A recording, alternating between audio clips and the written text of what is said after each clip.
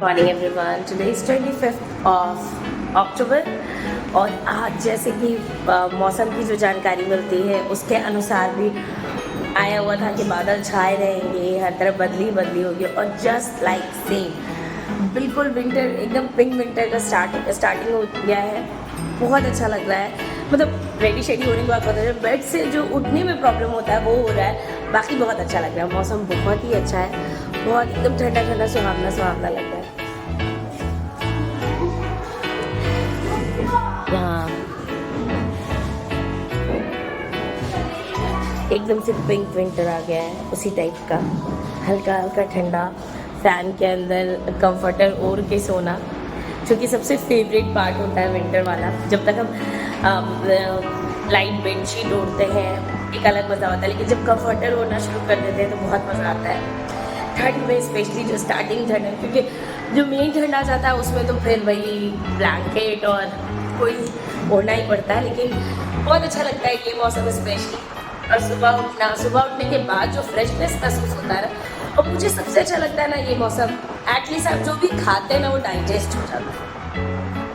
अब कुछ भी हेवी से खा सकते हैं, गैस वाला प्रॉब्लम नहीं होगा, वो नहीं लगेगा कि हाँ एडजस्ट नहीं हो रहा है या थोड़ा हेवी टाइप की फीलिंग नहीं आएगी, तो इसलिए मुझे बहुत पसंद है। शाम वाम में अगर हेवी स्नैक्स भी ले रहे हैं तो वो भी आराम से डाइजेस्ट हो जाता है। और एज यूजल बस स्कूल बंद होने में 4 days बाकी है, तो फिर उसके बाद तो आराम ही आराम करना है। 1 week का रिलैक्स मिलेगा। हाँ, ये बिल्कुल बूस्टर डोज का काम करेगा। कलमा, पहला कलमा, दूसरा कलमा, तीसरा कलमा, चौथा कलमा, आई होप कि सबको लर्न होगा, एटलीस्ट 2, 3, 4 के स्टूडेंट को लर्न होगा। सना, सूरे, कुल, अल्हम्दुलिल्लाह, आयतल कुर्सी, सूरे फातिहा, ये सारा जो बेसिक है वो हम सबको लर्न है। आज मैंने सोचा कि क्यों ना आप लोगों को मैं थोड़ा कुछ दीन की बात बताऊं, है ना। जैसे हम सब जानते हैं दुनिया को, पूरी कायनात को बनाने वाला कौन है? अल्लाह। पूरी कायनात को बनाने वाला कौन है? अल्लाह। अल्लाह को किसकी खबर है? गैब की खबर है। गैब यानी हर चीज। हम लोग सोचते हैं कि उसे पता चल जाएगा, चलो कुछ छुप के कर लेते हैं, उधर जाके कर लेते हैं, साइड में कर लेते हैं, कोई नहीं देखेगा उस रूम में कर लेते हैं, दरवाजा बंद कर लेते हैं, लाइट्स ऑफ कर लेते हैं। लेकिन आपको पता है कि हर सूरत में, हर हाल में कौन आपको देख रहा है? अल्लाह। उनसे कुछ भी छुपा है? नहीं, बिल्कुल भी नहीं। तो उन्हीं के बारे में, अल्लाह के बारे में हम कुछ जिक्र करेंगे। यहाँ पे दीन की बात करेंगे, दीनियात। अल्लाह ताला के सिवा कोई माबूद नहीं। कोई माबूद है हमारा? अल्लाह के सिवा कोई माबूद है? नहीं, अल्लाह के सिवा कोई माबूद नहीं। वो तन्हा है। तन्हा यानी अकेला, एक। अल्लाह एक है, वो तन्हा है। अल्लाह अरबी जबान का लफ्ज है। किस जबान का लफ्ज है अल्लाह? अरबी जबान का लफ्ज है ना। जैसे बहुत सारा हर लैंग्वेज होता है, उसी तरीके से जो अल्लाह हम बोलते हैं, अल्लाह सुभान व तआला, ये अरबी जुबान का लफ्ज है। अल्लाह की कोई शक्ल नहीं बताई जा सकती। क्या कोई शक्ल है, कोई सूरत है अल्लाह की? क्या किसी ने देखा है कि अल्लाह कैसे है, उनकी तस्वीर क्या है? नहीं। अल्लाह की कोई सूरत, कोई शक्ल नहीं है, इस जैसा कोई नहीं। अल्लाह के जैसा कोई है क्या? उस जैसा कोई नहीं। अल्लाह ताला को किसी ने पैदा नहीं किया। अल्लाह ताला को क्या किसी ने पैदा किया है? नहीं, अल्लाह ताला को किसी ने पैदा नहीं किया। वो हमेशा से है और हमेशा रहेंगे। हमेशा से हैं और हमेशा रहेंगे। इसकी ना माँ है और ना बाप। ना अल्लाह ताला का कोई माँ है और ना अल्लाह ताला की कोई बाप है, कोई अब्बू है। ना अल्लाह ताला की कोई बेटी है और ना बेटा है। उसका कोई खानदान नहीं है। अल्लाह का कोई खानदान है? नहीं, अल्लाह का कोई खानदान नहीं है। अल्लाह ताला को ना नींद आती है, ना औंगते हैं, ना उन्हें कभी मौत आएगी। अल्लाह को ना भूख लगती है और ना ही प्यास लगती है। वो पूरी कायनात और उसमें मौजूद हर चीज को संभाले हुए हैं, है ना। हम लोगों को एक रिस्पॉन्सिबिलिटी मिलती है, मेरी रिस्पॉन्सिबिलिटी है आप बच्चों को संभालना। तो मे भी कहीं कोई खता हो जाती है, कोई गलती हो जाती है, कोई मिस्टेक हो जाता है मुझसे। आपकी रिस्पॉन्सिबिलिटी है होमवर्क करके लाना, याद करना, जो मैं 100% श्योर रहती हूँ कि कोई भी बच्चा परफेक्ट नहीं करके आता है। शायद ही एक दो होंगे जिनको लगता होगा कि मैं अपना, लेकिन अल्लाह तो पूरे कायनात की जिम्मेदारी उठाए हुए और कहीं कोई गलती नहीं होती। सोचिए अल्लाह सुभान व तआला कितने अजीम है। अल्लाह ताला को हर चीज का पूरा इल्म है, हर चीज के बारे में अल्लाह ताला को पता है। अल्लाह ताला सब कुछ देखता है। देखिए अल्लाह को सब कुछ पता, अल्लाह ताला सब कुछ देखते हैं, उससे कोई भी, और अल्लाह को कोई नहीं देख सकता। अल्लाह को कोई देखता है? नहीं, अल्लाह को कोई नहीं देखता। वो सब कुछ सुनता और जानता है। वो रहम करने वाला है और हमें सिर्फ अल्लाह ताला की ही इबादत करनी चाहिए। अल्लाह ताला रहम करने वाला है, गफूरुर रहीम है। तो अल्लाह ताला जब्बार भी है। अल्लाह के बहुत सारे नाम में से ये भी है। ऐसा नहीं है अल्लाह माफ करने वाला है तो अल्लाह सजा देने वाला भी है। ये नहीं हम सोचे कि अच्छा कोई नहीं, अभी तो गलती हो गई, चलो ना माफी मांग लेंगे, फिर वही गलती करेंगे, फिर दोबारा से वही गलती करेंगे। तो माफी, किसी भी गलती की माफी एक ही बार एक्सेप्ट होती है। बार बार अगर आप उस चीज को रिपीट करते हैं तो अल्लाह ताला भी उस चीज के लिए सजा देते हैं। ये हमेशा याद रखिएगा। अल्लाह गफूरुर रहीम है, अल्लाह बहुत रहम करने वाला है। अल्लाह ने तौबा का दरवाजा खोल रखा है कि अगर हमसे कुछ गलती हो जाए, कुछ गुनाह हो जाए, हम तौबा इस्तगफार पढ़ें और अल्लाह से माफी मांगे। लेकिन अगर वही चीज हम बार बार रिपीट करेंगे, बार बार करते रहेंगे, तो उसके लिए हमें अल्लाह ताला भी माफ नहीं करेंगे। करेंगे अल्लाह ताला माफ? हमें नहीं करेंगे। अब मैं कुछ इसी से रिलेटेड कुछ पूछूंगी जो मैंने बताया है। अल्लाह किस जबान का लफ्ज है? अल्लाह किस जबान का लफ्ज है? अल्लाह किस जबान का लफ्ज है? हमें किसकी इबादत करनी चाहिए?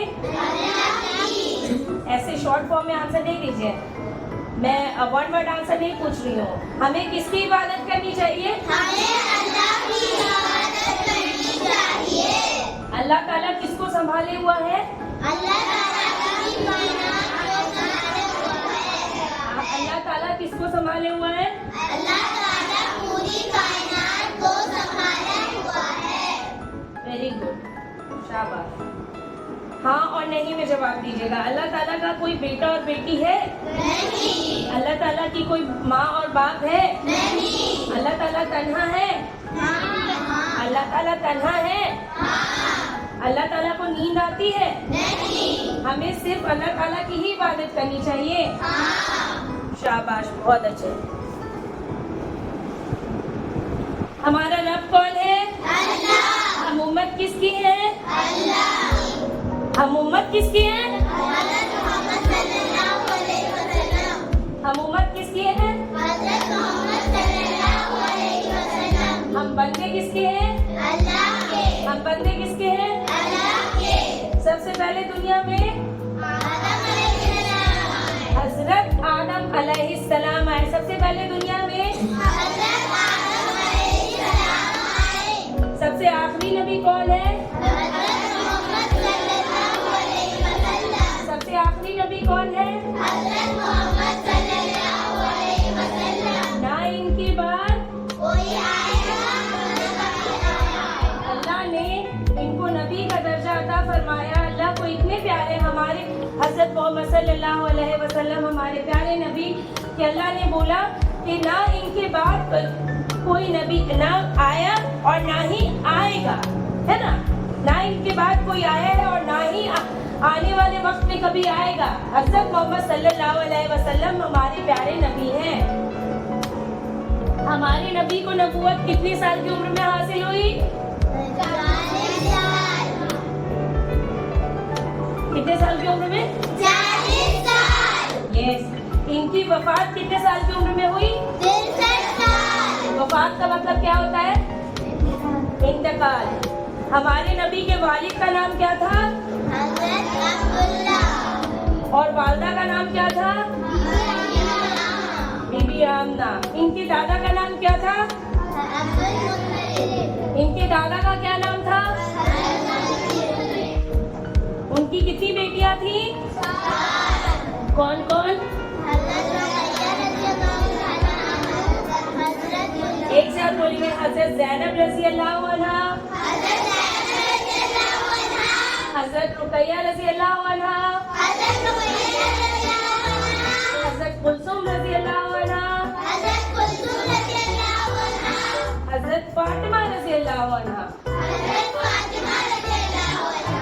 फातिमा रज़ी अल्लाह अन्हा कहाँ की सरदार है? जन्नत की। जब क़यामत के दिन हम मोमिन जाएंगे, अल्लाह जब हमें बुलाएगा तो फातिमा रज़ी अल्लाह अन्हा अल्लाह से गुजारिश करेंगी, वो रोएंगी, गिड़गिड़ाएंगी कि मेरी उम्मत को बख्श दीजिए। सोचिए कि कितनी मेहरबान है। और रज़ी अल्लाह अन्हा क्यों लगता है? रज़ी अल्लाह क्यों लगता है पता है आपको?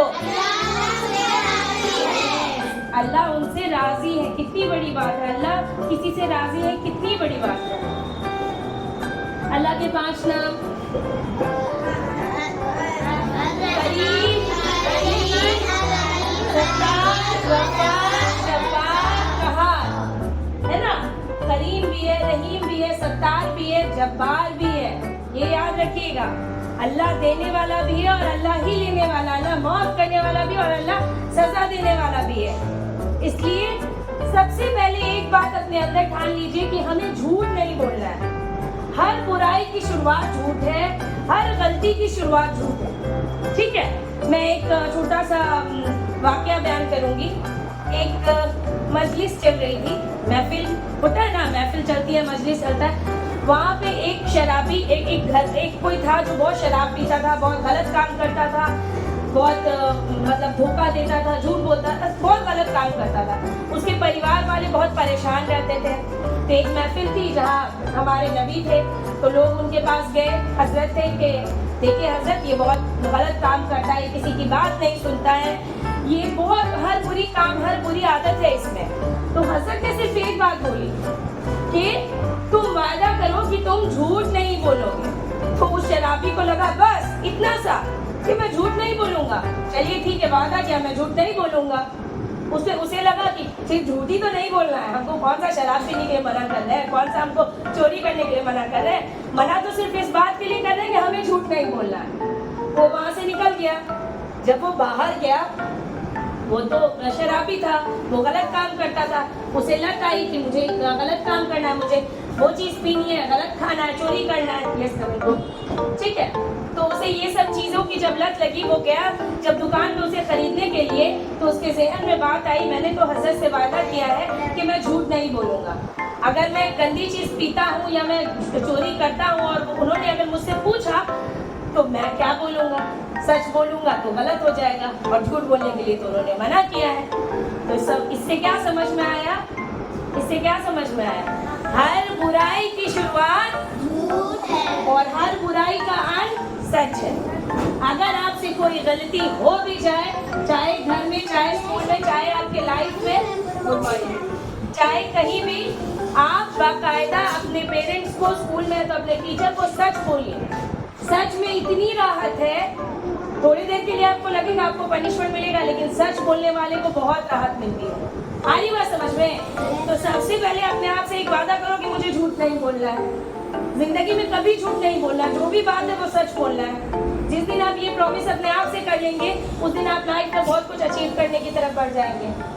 ठीक है, समझ में आ रही है बात? चलिए अब हम लोग कलमा स्टार्ट करेंगे। पहला कलमा स्टार्ट कीजिए। इंग्लिश लिटरेचर सीखो, रिवीजन वर्क है ये, राइट रिवीजन।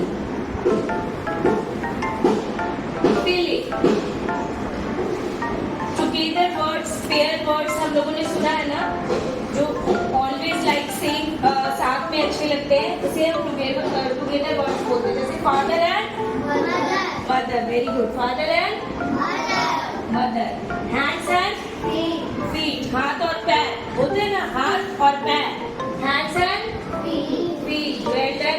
नाइफ एंड छुरी और कांटा, ये होता है ना टेबल पे। फोक और नाइफ से हम बहुत सारे लोग खाते हैं, हम इंडियंस नहीं खाते, लेकिन फोक और नाइफ का इस्तेमाल लंच और डिनर के लिए बहुत लोग करते हैं। Knife and fork, the sun and the moon. दाग क्यों लगा मुझे कोई बताएंगे? क्योंकि वो एक है और बहुत खास है, कोई एक है, स्पेसिफिक किसी खास चीज की बात होती है, कोई एक ही चीज है दुनिया में, तो उसके लिए हम दा वहाँ पे यूज करते हैं। Cars and buses, cars and, ये ध्यान देंगे कि हम जो भी राइट कर रहे हैं ना, जिस फॉर्म में सिंगुलर फॉर्म में तो आंसर सिंगुलर में होगा, प्लूरल फॉर्म में होगा तो उसका आंसर हम प्लूरल फॉर्म में ही देंगे। Main and women, main and women, very good. Bat and ball, eyes and ears. Very good. Cup and saucer. Cup and saucer. saucer किसे बोलते हैं जिसमें रख करके आप लोग मतलब सर्व किया जाता है ना, मम्मा सर्व करती होंगी ना कप और saucer के साथ T. Son and daughter. Son and these words are pairing words and it's very important. Okay. Now I will give you homework. So write SW, make sentence. Next page.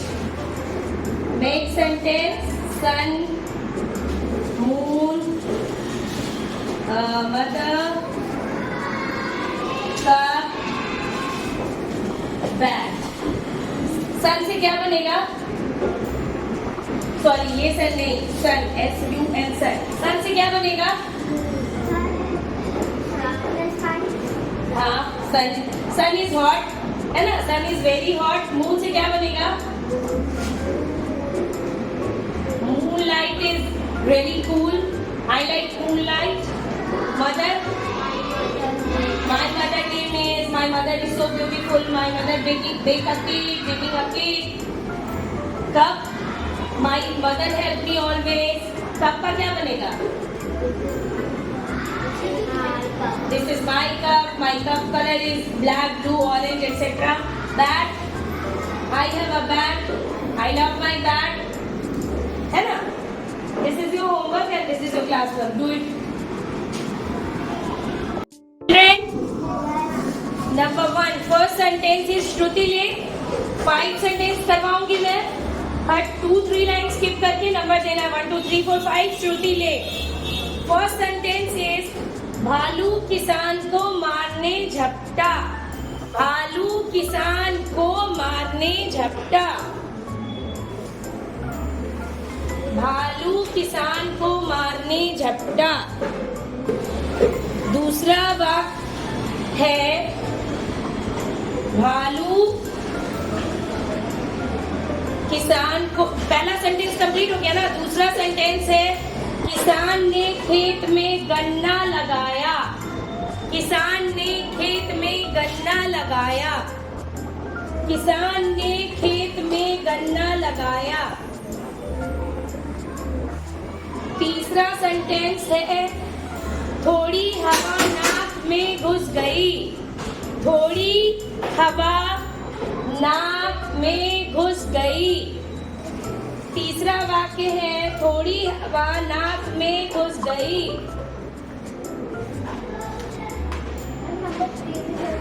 थोड़ी हवा नाक में घुस गई. चौथा वाक्य है कभी भी हमें घमंड नहीं करना चाहिए. चौथा वाक्य है कभी भी हमें घमंड नहीं करना चाहिए. चौथा वाक्य है कभी भी हमें घमंड नहीं करना चाहिए. पांचवा और अंतिम वाक्य है सोहन तुम इंजन बन जाओ. पांचवा और अंतिम वाक्य है सोहन तुम इंजन बन जाओ.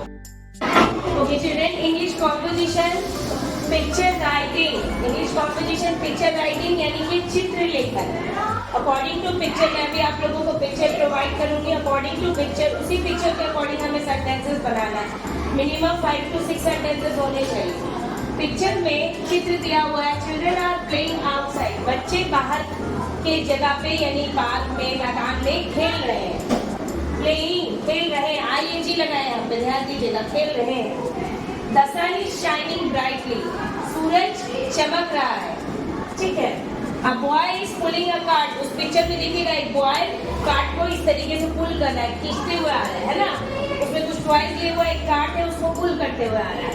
A girl is eating ice cream. एक लड़की है जो आइसक्रीम खा रही है. Another girl is flying a kite. दूसरी लड़की जो है वो पतंग उड़ा रही है. ठीक है. Some children lying on the grass. Lying मतलब लेटना. ठीक है. कुछ बच्चे ग्रास पर लेटे हुए हैं, है ना. Some children lying on the grass. Understood everybody. तो ऑलवेज पिक्चर के अकॉर्डिंग इजी सेंटेंसेस लेने और हमें राइट करना है. And it is very important. Okay children, ये पिक्चर से इसी पिक्चर के अकॉर्डिंग मैंने पिक्चर राइटिंग सेंटेंसेस करवाए हैं. एवरीबडी स्टिक लाइक दिस, ठीक है। नोटबुक में इस तरीके से ऐसे स्टिक करना है इस पिक्चर को।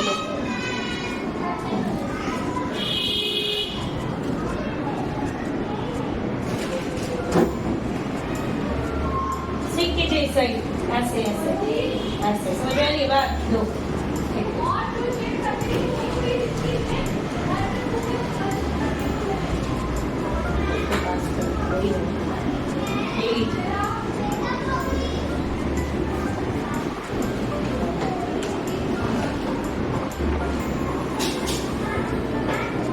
पीछे पास कर